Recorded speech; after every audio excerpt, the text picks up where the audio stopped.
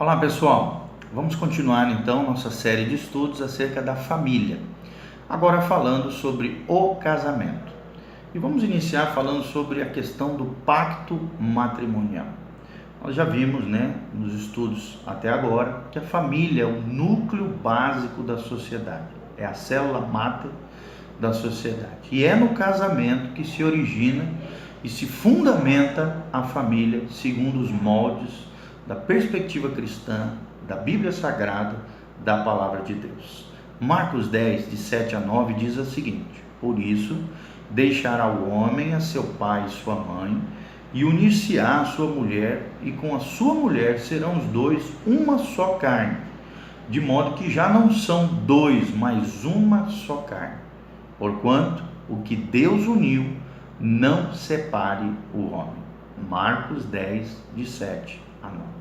Algumas considerações são importantes acerca do pacto matrimonial e acerca desse tema tão relevante, tão importante e às vezes até tão mal compreendido nos dias de hoje, dentro de uma sociedade relativista, pós-moderna, que tem envergonhado esse conceito original acerca do casamento. Então, algumas considerações elementares que surgem através dessa lei, através desse pacto matrimonial. Primeiro, o casamento para Deus é monogâmico, ou seja, entre um homem e uma mulher. Homem e mulher. Surge da união entre um homem e uma mulher. E os dois, à luz de Deus, à luz da palavra de Deus, se tornam um só, uma só carne. O casamento também é uma união total.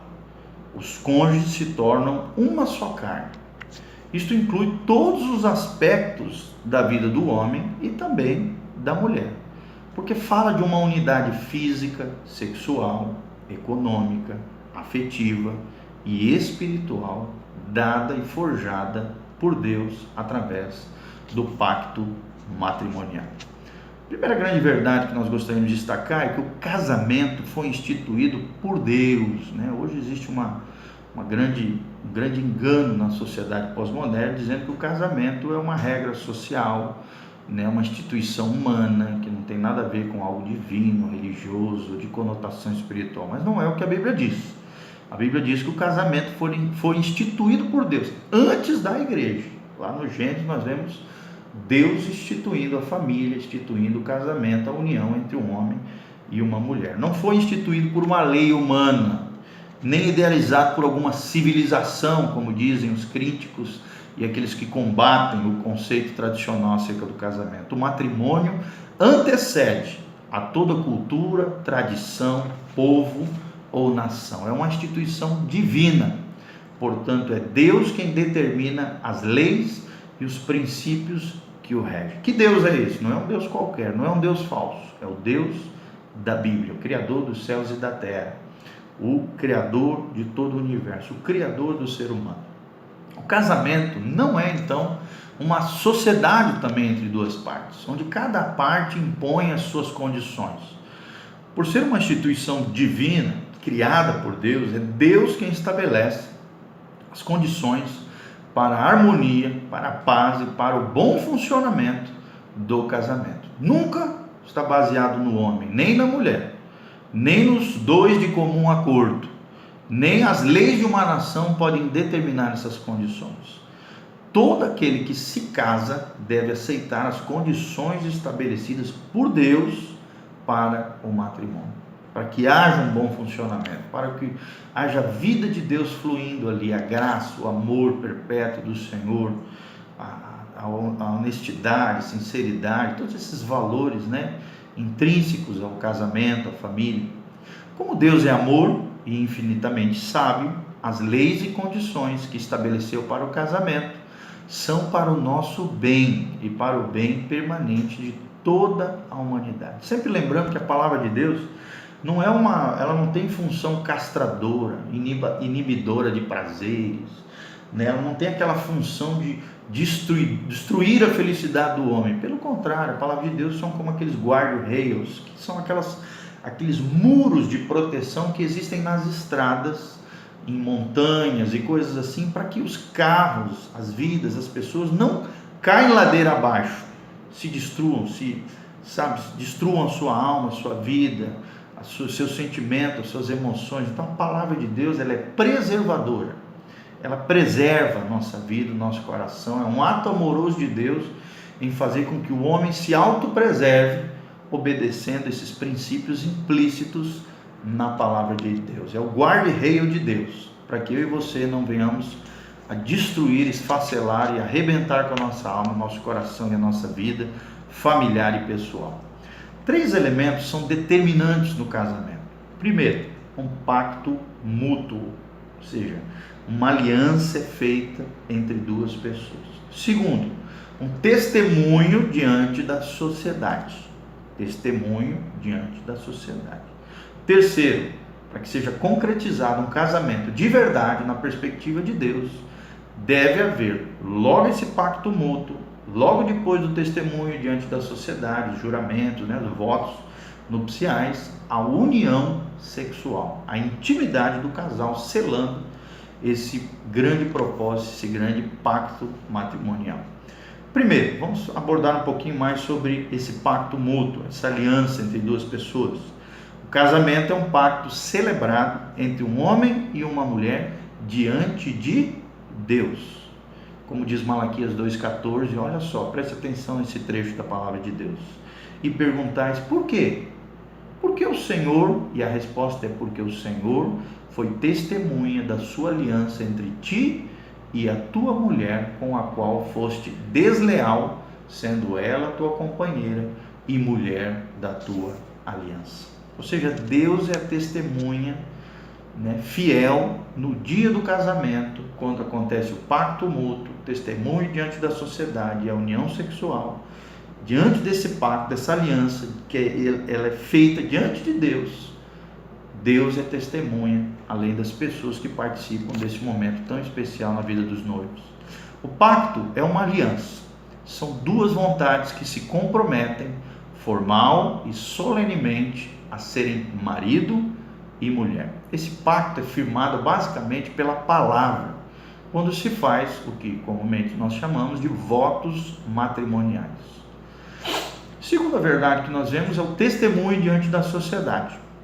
Deixará o homem o seu pai e sua mãe e unir-se-á a sua mulher, e serão os 2 uma só carne, como o texto básico que nós lemos no começo desse estudo. Como o casamento é um estado civil, ou seja, social, o pacto deve ser também celebrado diante da sociedade. Parentes, amigos, conhecidos têm de ser informados que esse homem se casará com essa mulher em determinada data e que a partir dali os 2 estarão unidos no honroso estado de casados. O propósito dos convites é justamente fazer público e notório o casamento. O pacto matrimonial não pode ser feito em segredo. Vou repetir, o pacto matrimonial não pode ser feito em segredo. Aquele negócio que a gente vê às vezes em filme romântico, vamos fugir para Las Vegas, quando volta para a família já estão casados. Não funciona isso. Esse negócio de fugir para casar não é correto do ponto de vista de Deus, mas sim todo esse processo de pacto mútuo, de testemunho diante da sociedade e de união sexual. E o terceiro ponto é sobre isso que nós vamos abordar, a união sexual, quando a Bíblia diz, e serão uma só carne. O que sela definitivamente diante de Deus e dá legitimidade ao casamento é a união sexual das 2 pessoas envolvidas nesse pacto mútuo, nesse pacto nupcial, nessa aliança que é feita diante de Deus e diante dos homens. O pacto diante da sociedade deve ser anterior à união física, Não pode, vou ter relação sexual para depois fazer o civil. Não, está errado. Isso é fornicação do ponto de vista de Deus. Primeiro é necessário haver um pacto civil, social, diante da sociedade, diante dos familiares, diante de Deus, para que aí então haja a união física, selando esse compromisso que foi feito diante de Deus e diante dos homens. Como diz, primeiro deixará o homem, o pai e a mãe, e depois se unirá à sua mulher. As relações sexuais antes do casamento são chamadas na Bíblia de fornicação e são um pecado diante de Deus. Você pode ver nitidamente isso, claramente, em 1 Tessalonicenses, capítulo 4. Você vai ver sobre isso que nós estamos falando, sobre essa questão da imoralidade sexual. A Bíblia diz assim: e esta é a vontade de Deus, a vossa santificação, que vos abstenhais da imoralidade sexual, ou em outras versões diz da prostituição, que cada um saiba possuir o seu vaso, o seu corpo, em santidade e honra diante de Deus. Santidade e honra são dois princípios que caminham lado a lado. Quanto mais santo, consagrado eu sou diante do Senhor, e essa santidade se perpetua através das relações sexuais protegidas dentro da aliança do casamento, ou da abstenção das relações sexuais antes do casamento, essa santidade, ela caminha lado a lado com a honra. Quando você cai no pecado da fornicação, do adultério, qualquer tipo de impureza sexual, você desonra você mesmo. Você desrespeita o Senhor e desrespeita o seu próprio corpo, porque o seu corpo é templo do Espírito Santo de Deus. Amém? Então, esse é o nosso breve estudo acerca do pacto matrimonial e sobre o casamento. Então, logo em seguida, nós vamos falar sobre o fundamento do matrimônio e falamos já sobre os 3 elementos determinantes do casamento: pacto mútuo, testemunho diante da sociedade, a união sexual, e falamos também sobre o pacto matrimonial. Ok?